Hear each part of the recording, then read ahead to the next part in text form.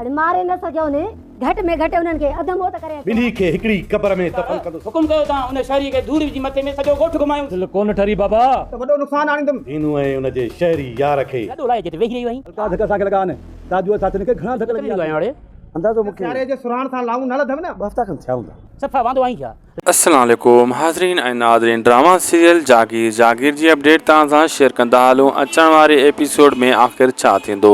दोस्तों पहिरीं ॻाल्हि दशमत खां तंग थी चुको आहे शहरी बाबू ऐं दीनू खां। हाणे उन ख़्वाब ॾिठो आहे त इन ॿिन्ही खे हिकिड़ी क़बर में दफ़न कयां ऐं इन जी बारे में हू सोचे रहियो आहे त इन्हनि खां कीअं जान छॾाइजे। उनजा वाठा बि उन खे चवंदा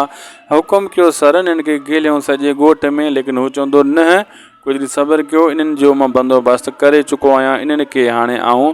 तमामु जल्द पूरो कंदुसि। ॿी तरफ़ वरी दिलबर ऐं दिलबर जो पीउ हवाल कढींदा आहिनि त हीअं कयोसीं हूं कयोसीं बची विया ऐं उनजी माउ उनजी घरवारी चवंदी त उनखे अधु मुंहुं करे अचो आहे वधि में वधि ॿियो कुझु न पिया करे सघो, हीअं त न छॾियोसि आहे न। अहिड़े हिसाब सां दोस्तों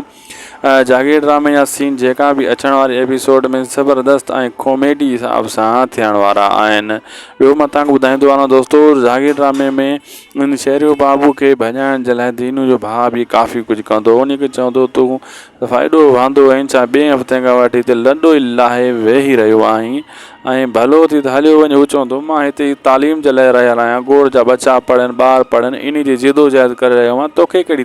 तकलीफ़ आहे। ऐं दोस्तों ॿुधाईंदो हलां त जागीर हिकु बहितरीनु ड्रामो बणिजी चुको आहे ऐं वरी मलूक ख़्वाब ॾिसी रहियो आहे सुराण सां शादी जा ॾाढा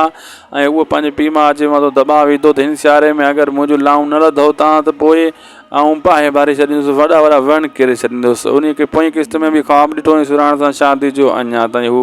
ख़्वाब ऐं सपना ई ॾिसी रहियो आहे त को न को भलाई थिए त मां सियारे जी राति